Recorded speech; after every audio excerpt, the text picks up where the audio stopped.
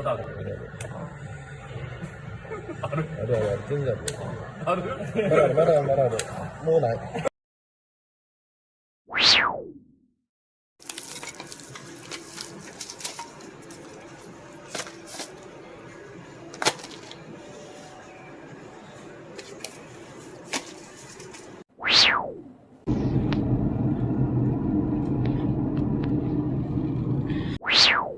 着いた。やる気満々ですね、おっさん。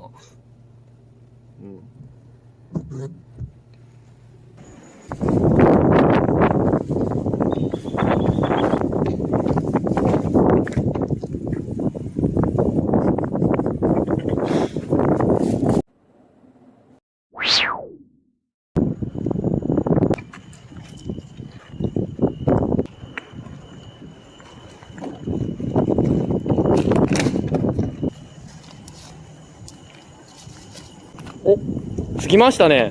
どうでしたか？やってみて。意外と簡単ですね。達成感的なところは？達成感はあんまないですね。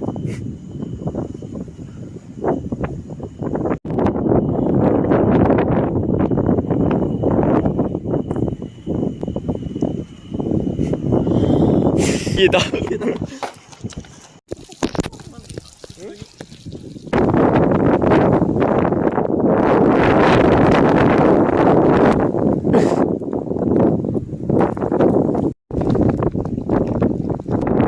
軍手せえよって絶対言われる。